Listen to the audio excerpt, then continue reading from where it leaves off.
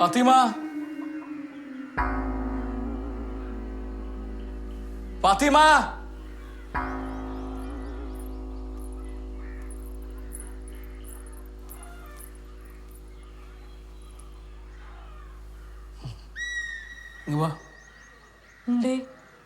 എന്ത്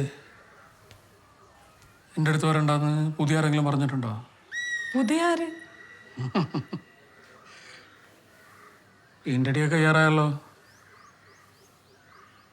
എനക്കെന്തെങ്കിലും ബിംബിഷ്ടമുണ്ടോ? വിമ്മിഷ്ടോ? എന്ത് വിമ്മിഷ്ടം? അതല്ല വീട്. ഈ മാനാരാ പറിച്ചത്? മാൻ അബിയ ആയിരിക്കും, എനിക്കറിഞ്ഞൂടാ. എന്തിനാ ഫാത്തിമ എന്നോട് നുണ പറയുന്നത്?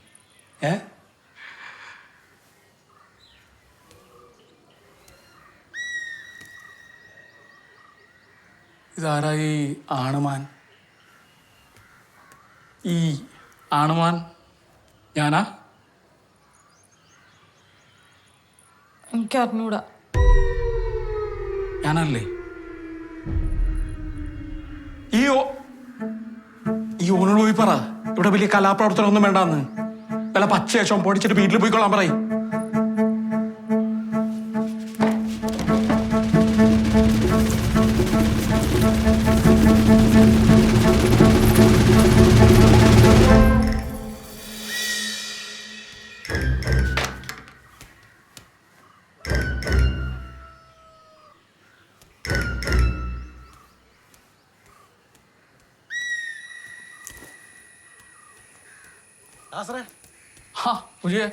ആ വണ്ടി എവിടെ എടുക്കണേ? നമ്മുടെ ഇലിയാസിന്റെ പറമ്പില്. എന്നാ ഈ ഇവനെയും കൂട്ടി ചെന്ന് നോക്ക്. ഓന് വണ്ടിപ്പണിയൊക്കെ അറിയാന്ന്. വണ്ടിപ്പണിയോ? ഓനാ? ഞാൻ ഓട്ടോമൊബൈലൊക്കെ പഠിച്ചെടുക്ക. കുറച്ച് നേരം ആ ജോലിക്കൊക്കെ പോയിട്ടുണ്ട്. ജെസിന്റെ പണി അറിയാം. എന്നാ ഇവിടെ ഒരു വർക്ക്ഷോപ്പ് ഇടറാ. ഞങ്ങളൊക്കെ അവിടെ കിടന്ന ഇടങ്ങാറാവാണ്. ഇല്ലടാ ഈ പെരുമാനിയോട് കൂടിക്കോ. എന്തേ വരി.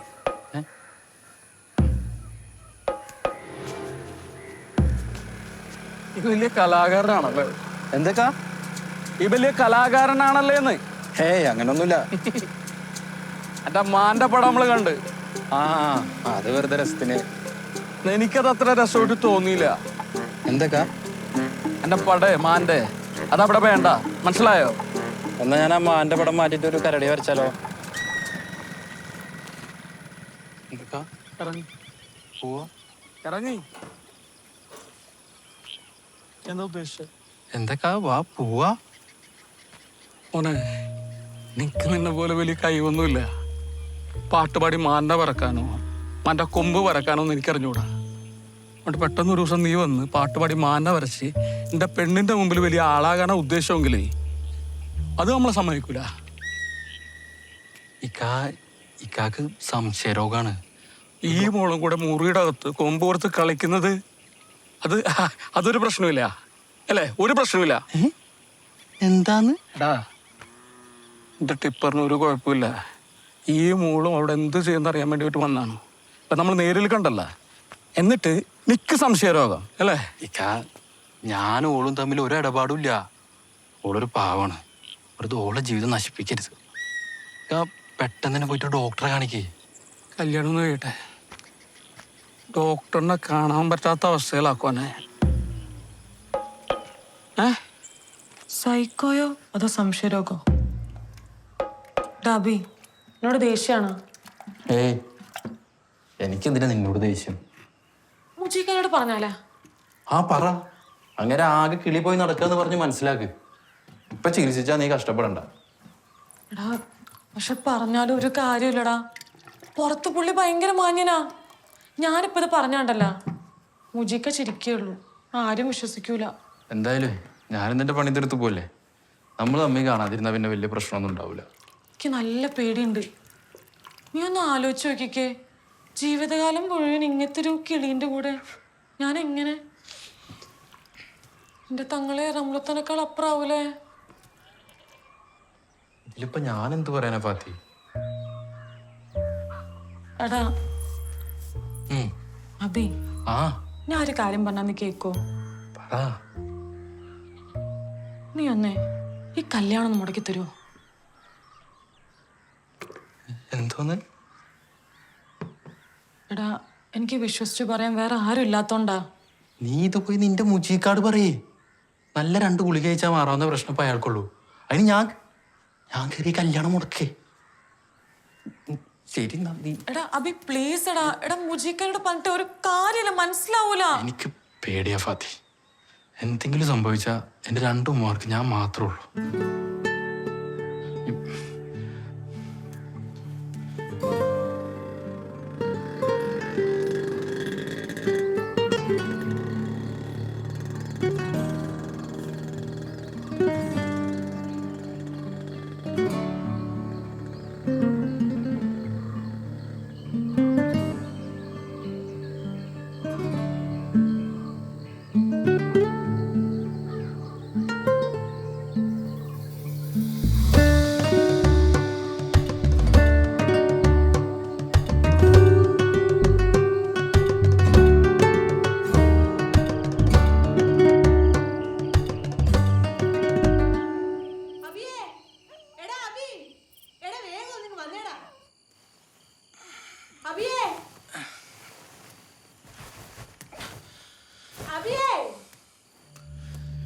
എന്ത് പറ്റിയാണമ്മ?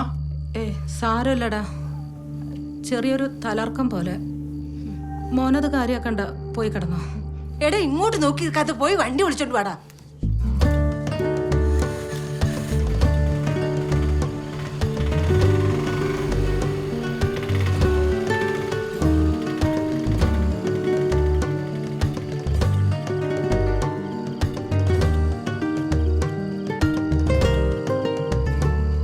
ഉമ്മ മോനോട് പറഞ്ഞില്ലേ മരുന്ന് തീർന്നവര്? എന്താ ചിരിക്കുന്ന? അബി, നാളെ ഒരു MRI സ്കാൻ മസ്റ്റായിട്ട് ചെയ്യണം. ഇപ്പോഴത്തെ സിറ്റുവേഷൻ എന്താണെന്ന് നോക്കട്ടെ. സാർ അവരെ പേടിപ്പിച്ച് ഓടിക്കാൻ നോക്കുക. എനിക്കൊരു കുഴപ്പമില്ല. വാബി പോ. പഠിച്ചില്ലേ കൂട്ടുകാ, അത് തന്നേക്ക്, ഞാൻ നാളെ ചെയ്തോളാം.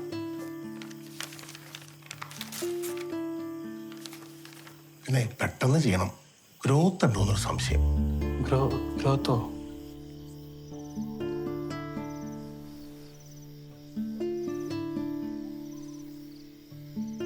എന്നെ കൊണ്ട് ശല്യായില്ലേ?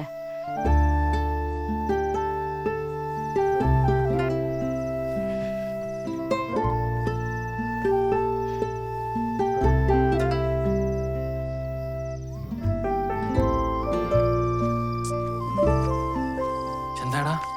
എടാ കുഞ്ഞാമിടയിൽ റെഡി ഇല്ല. മുജീബ് കൊടുക്കാനുള്ള കൂടെ തന്നെ സ്പോട്ടിൽ തരാന്നാ. എപ്പോ? ഫാത്തിയുടെ കല്യാണം കഴിഞ്ഞ് ഒരാഴ്ച മതിയാവോ? അത് പോരടാ, നാളെ തന്നെ ചെക്ക് ചെയ്യണമെന്ന് ഡോക്ടർ പറഞ്ഞേ.